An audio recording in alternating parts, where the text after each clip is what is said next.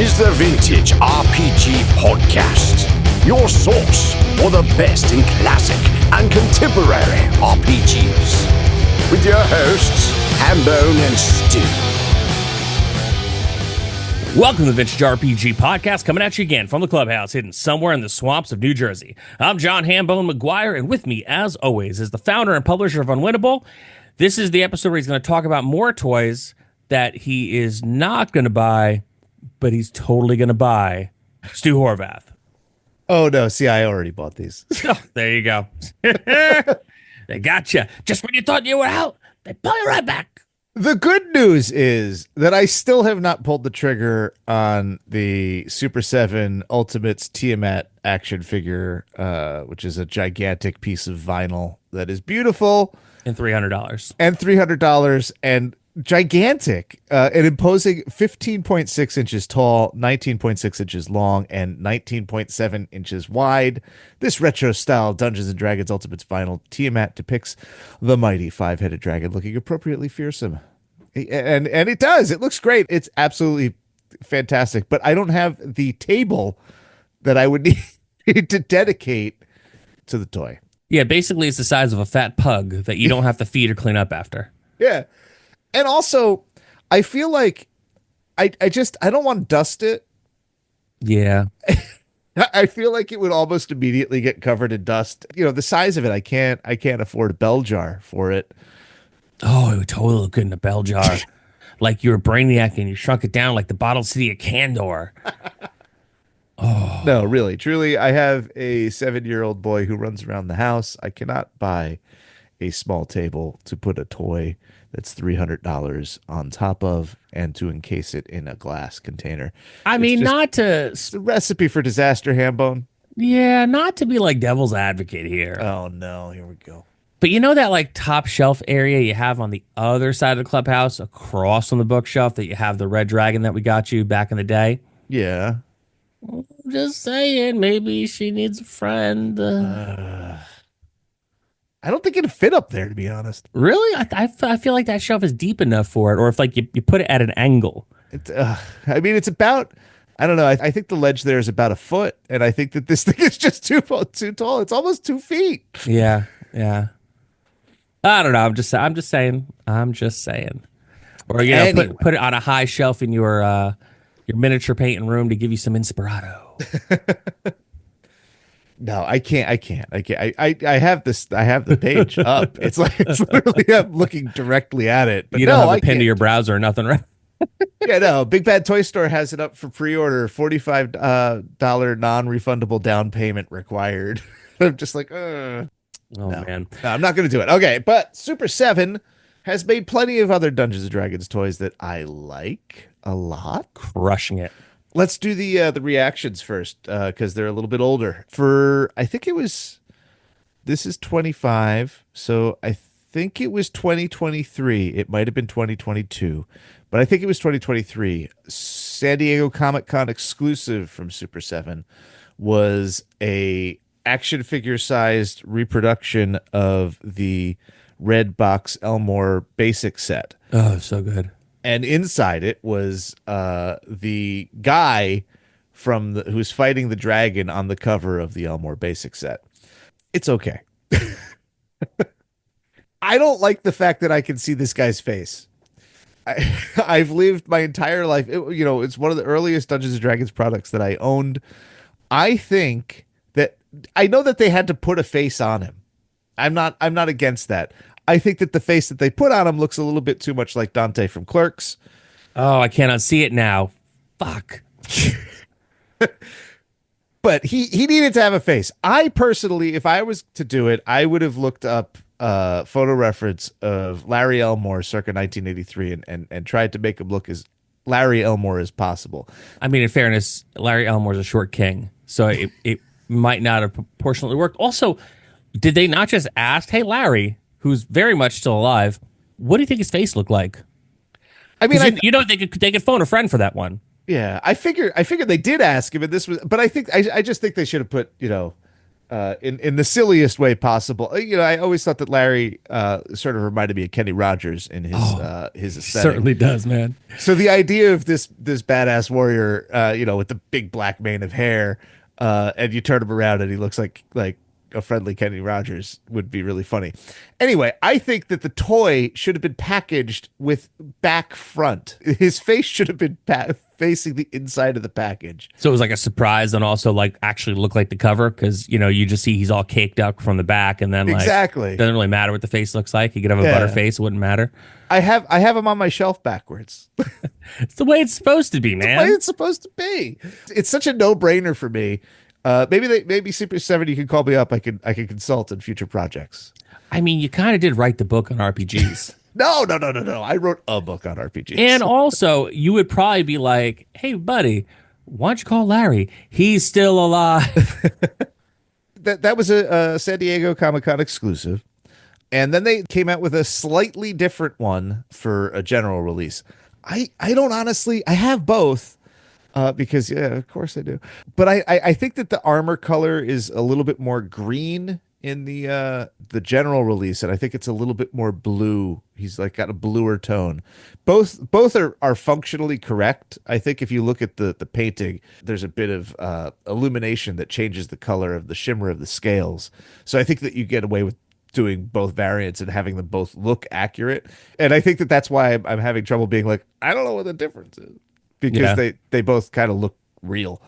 And that one, the general release of that was accompanied by what is maybe my favorite of the D&D reaction line.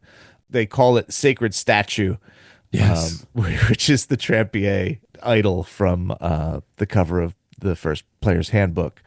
It's so, like, it does two things. Well, I guess three things. One, it looks very, very close to the Trampier idol from the waist up in a way that I find extremely appealing. Like, it looks like, I feel like this is a toy from 1983 that fell out of, a time portal or something, at like a parallel world where this was everybody had this toy when they were a kid. Yeah, for sure. That's how I feel when I look at it. It's just like it vibrates on this frequency that I had this toy, but don't have it until 2024. And I think it's a great reproduction. And it plays on your nostalgia. This is too, because it's that reaction 5 points of articulation Star Wars classic toy thing. So like it fits into this anemoia, I think is the word for nostalgia for a thing that didn't actually exist. Good word. Yeah, I don't know if that's the right pronunciation, but it's something like that. Yeah, it's super handy in this business. Yeah, for sure, man. Holy crap. So, like, you get that parallel dimension feeling, but then because it's standing and because it's like action figure scale, so it's the same height. It's a little bit taller than the Gith Yankee, but like they're all like 3.5-inch scale. Yeah. That's the wrong scale. It's the card. You can see like the little guys on it. This thing is supposed to be like 30 feet tall. It gets this really doofy look to it. Oh my God, it looks so doofy. But like, that's totally a complimentary doofy. And it's so perfect. It really is. He's wearing sandals, which I feel like is a really high level reference to Gygax. Oh, I didn't even think about that. That's really nice, actually. Yeah, I mean, you can't see. I don't think you can see the thing's feet because he's sort of sitting in the lotus position on the actual painting. He's got a loincloth and he got the bowl. so The most important point. If there is only one, if there's a flaw in this action figure, it is that there's like a little peak of fire coming out of the bowl, just like on the cover, and it's made of clear plastic, so it has like a little bit of like the fire look. If there is a single flaw, it is that there is not an LED in there that I can turn on with a watch battery to make it flicker. Oh yeah, well I mean that's the only dice tower that I have. I have that. I forget who put it out, but like years ago, my D&D group got that for me as a gift for running D&D all through the pandemic, and that has the watch battery light up flame in it. Right. And that's great. Pretty awesome, man. Yeah. The other accessory it has is that the eye that those two thieves are working on getting out is removable on the toy. It's also very, very small. So it is possibly the most hostile to the consumer toy accessory that's ever been created because it's Oh just yeah. like if you don't put this thing on a shelf, it's gonna fall out. You're gonna lose it. It's just the fact that mine made it to the shelf without it falling out and getting lost, small miracle. Yeah, I just think they look cool. I think they look so cool. And then like I love how they took it like one major step further because it's like wave 4 is it's the line of figures, but they all glow in the dark. And the card backs are dungeon maps. Yeah, Holy shit. They look good. And I mean, granted, just by the nature of the gem alone, that's one you leave, near mint and package. That one's got to go on the shelf because you're definitely going to lose the gem. Or you buy two, oh, you pull Hambo, one out, Hambo, and you leave one Hambo. on the shelf. Come on. You can't be throwing around ideas like that. We have an impressionable audience, and I then know. they're gonna call us up and they're gonna yell at us and they're gonna be like Hambone, why did you make me buy two of these? And it's not Hey, like man, you son of a bitch. we didn't twist your arm. Yeah. We did it first. Okay, so we suffered, so you could suffer. We paid. Yeah, share we paid for your sins in advance, guy. Yeah, no. Thankfully, I have proved somewhat immune to some of this stuff. I know, but these look good. I know they do, and I love the cards. I love the fact that they're it's the blue on white dungeon map I vibe. And will say though, in the glow in the dark, the formidable fighter actually looks less like Dante from Clerks. It looks kind of more in line with what I think the fighter would look like. I think the blonde gives him more of like a Viking Aquaman look. I agree. I mean, it is very Aquaman looking toy, the glow in the dark version. But yeah, and honestly, I just have so limited shelf space. The variants make it easy for me to say no to, just because like if I was missing one, if I came to this late, I would be like, all right. But like I'm happy with the classics. They are cool though. They are very cool. The Gith Yankee's pretty dope. I can't. What are you doing to me, Hambo? What are you bringing up the stuff that I don't own? I know. I'm a bad friend. I'm a terrible influence. Like Hambo, and he hangs out on the wrong side of the tracks. All right. So that Tiamat that we talked about is part of the larger Super 7 Ultimates D&D line. So Hasbro, a while back, finally. All right, let me take that back even further. I can't even. This stuff is so ridiculous, Ambo. Back in 1983, when Dungeons and Dragons had its previous furthest penetration into pop culture, they had simultaneously like three different toy lines that were all sort of parallel. You had the traditional action figures that have articulation. You have the PVC toys, and you had what the hell's the other one, Hambo? I've forgotten. Oh, I know. I don't. Oh, the Bendies. The bendies. Yeah. Yep. Yeah, so you had and the line of bendy monsters, and there's sort of like they designed and maybe made a couple of these wind up toys that I've never really seen. I don't think that they exist in a commercial sense. I think that they were released in small numbers as testers in the Spanish market. But anyway, getting off topic. And all of those are like based on a weird combination of like Fiend Folio monsters, the secondary characters in the cartoon, and various D&D sources. But what they never did, for reasons that I just don't understand, is they never made articulated action figures of the kids from the cartoon, which was going on at the same time as the toy line. Why? That never sat right with me. And they would have looked great as vintage toys. I mean, they were in the cartoon, so like you can see how Warduke translated from cartoon to toy, and it's pretty great. And those kids would look great. So a couple of years ago, I don't remember when, Hasbro released all of the kids and Venger and Dungeon Master as, ultimate scale toys. And they stank. They were terrible. Yep. They were cheap, and like I could never get several of the characters. I couldn't get the joints to unlock.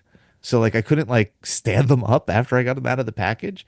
The proportions felt wrong. They didn't look cartoon accurate, and they didn't look, stylized enough to sort of differentiate from the cartoon either.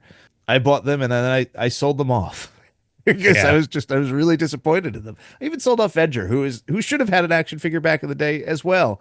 And Like of all, I get it. If maybe you don't want to do the kids, fine. But Venger, like one of the coolest designs of a monster ever. yeah, and honestly, these toys would have been okay if they were 3.5s, but they went for like the 6-7 inch, and like they just didn't work at that scale. They didn't put the work necessary to make those figures cool at that scale. If they went small, they would have been passable. I'd still own them. But Super 7 has been making Wave 1 was Hank, Sheila the Thief, 2-pack of Shadow Demons, and Decion, who is a skeleton warrior who appears in one of the episodes of the show. They are perfect. Yeah. Yeah, for sure. Like for real on every level in every perceivable way. You get 3 heads, multiple arms. I do think that Sheila's fine. She's just fine. I think that they made the one head a little too cute in like a creepy way, and she's not quite as posable as the others. But other than that, I think that they did a really great job making, toys that are, I don't know, worthy of their legacy. Hank is great. I don't really care about the kids as much as I care about like monsters, which has always been the case. Of course. And the Skeleton Warrior and the Shadow Demons are fantastic. They are well worth their money. Like, Right, but the best one of all. I mean, I know you said Sheila was just okay. They also made it was a Super 7 exclusive for San Diego Comic-Con 2024, but now out on their site. And by the way, folks, we don't work for Super 7, but we recognize things that are really cool and especially cool, and probably one of the best figures in that style I've ever seen, Sheila the Thief, Invisible. yes. So I think that I bought the 4-pack when it was like in pre-order, and I think that if I had just like waited and got the Invisible one, I would be much happier. The Invisible one's so good. The problem is if you look at the Super 7 site and you call up like the D&D page where all the toys are, like you hover over it, it gives you an alternate picture of each action figure. Right. If you hover over Sheila, she's posed so that she's getting her hood up like she's going to turn invisible. And that's a cool pose. That's the pose I want to put the figure in. I can't make the figure actually get in that pose, and it drives me a little insane. Oh, that sucks. Yeah, and maybe it could be a me thing. It could be maybe I got like one that's slightly flawed, whatever. But this is really just a minor quibble in the big picture. They look great as a group. Decion has so much personality. He's got 2 heads. The Shadow Demons are great. I don't know why they did a 2-pack because I don't remember there ever being more than one Shadow Demon in the show. But I loved Shadow Demon. Shadow Demon was creepy. I think there was only one Shadow Demon, but I mean, like, I think for a figure like that, which is just mostly like, it's like one color, just whatever. I think and also in fairness, there's never enough bad guys. Yeah, no, I mean it's fine in terms of like the lore or whatever. I was just like, was there? I haven't watched the cartoon in 25 years or so, so my recollections are fuzzy. I But want to say that on Amazon, somehow on Amazon, there's like a D&D channel where they show like actual play D&D. They reshow the cartoons and whatever. So yeah, I've seen it actually a bunch recently. yeah, does it hold up? I mean, It's no, terrible, isn't it? it's I mean, it's a cartoon for the 80s. The best part really is the intro, and I love the idea of it, but like, it actually does hold up in a lot of ways. It does, because there was the overarching story, and the closer you get to the end, like, you actually do see the kids starting to get kind of weathered and frayed by the whole experience. Yeah. And then, like, I have seen, it was like a fan made thing where they had the script for the final script episode. exists, yeah. The script existed, and they actually animated it Oh. using like a lot of, they animated it themselves, but also cut in like stock stuff from the series because it's one of those old cartoon series where you could just like, oh, we're getting chased like Scooby-Doo. It's like, okay, put the picture of them running in different background, Right, Yeah. And it actually was really good. So yes, I'm going to say it does hold up. It does actually hold up. I recant my previous statement. But I really wish like Hasbro would just get off the pine and just be like, you know what, let's give them that last episode. That would be a big deal. I think they would like, it'd be pretty. It can't cost much to animate it in that style. It's funny. Especially nowadays. And they're so hot to put the kids in their marketing materials and stuff, and like they're on the covers of the new books and everything. They're and in the new books, some of them, yeah. This is my problem: is that it's like, who is that nostalgia for, and like why? Like what are you really serving it, or are you just manipulating it? Because I think that like it's interesting to me that like the good toys are the ones that are like the really expensive ones that they outsource, and like they put these things as signifiers in the books, but like you said, like how much could it really cost to make that cartoon happen? Like a couple people did it like in their free time. Like, how I feel. And I'm speaking to everyone. Yeah, I mean, like, I think that there's a way to do it, like, especially like, whoa, you want to re-release it, you want to print some money, add that last episode in. Like, you could animate it for probably next to nothing. You can get some of the voice actors are still alive, and for those who aren't, you can get someone who sounds just like him. Just get fucking Frank Welker or something, and then I think like Ralph Mouth is still alive. Like you could get most of these people back. And then whoever you get a sound alike. And then I'm sure there's a filter that they could put on it to make it look just like the old cartoon, because they could kind of do everything now. Yeah. And then boom, you sell it like that. People will be psyched. I don't know. What the hell do I know? I want to spend money, and sometimes people just don't let you spend money.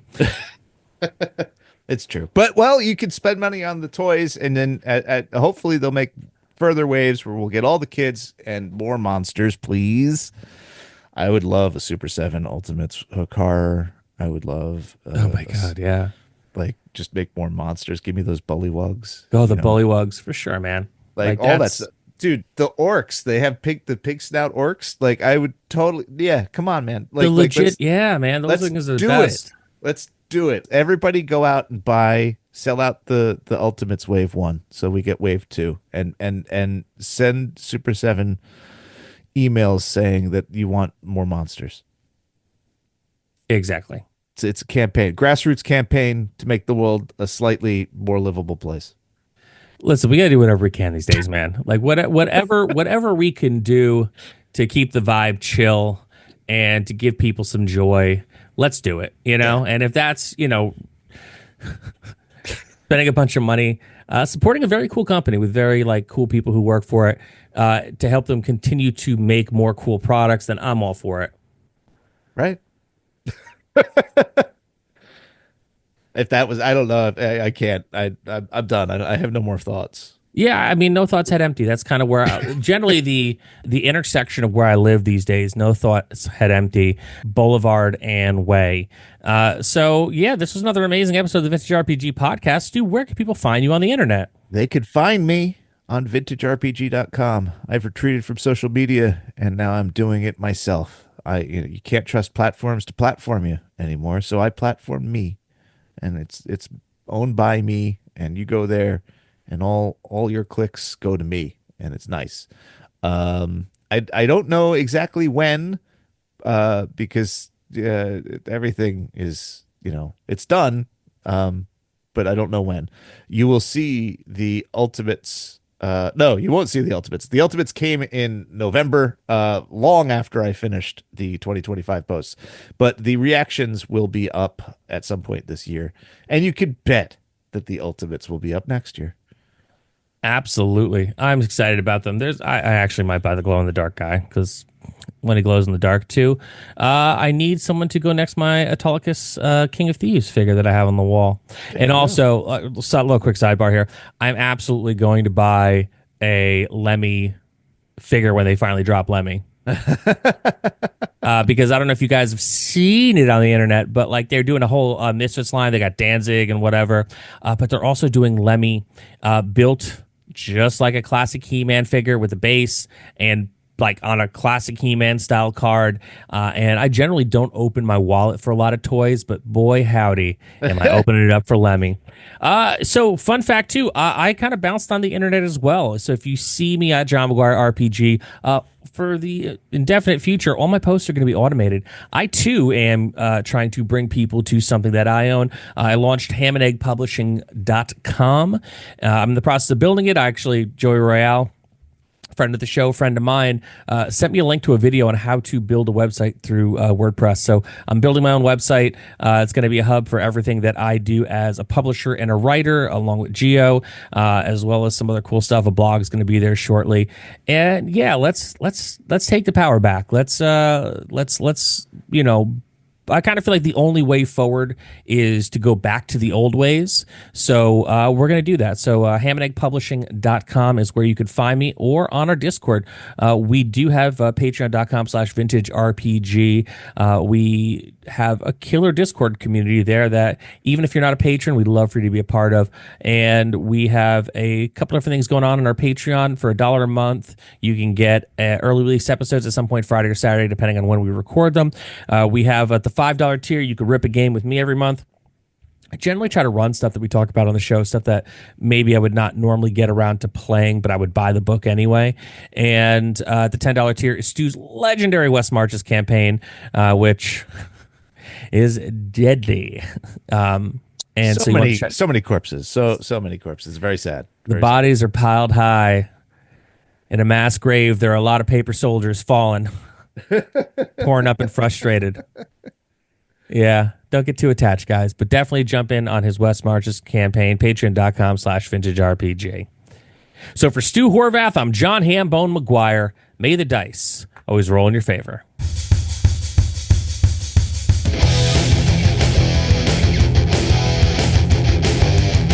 Thanks for listening. The Vintage RPG Podcast is a ham-fisted production. Music by Dead Go West. Art by Schaefer Brown. Edited by R. Alex Murray. Check us out at vintagerpg.com.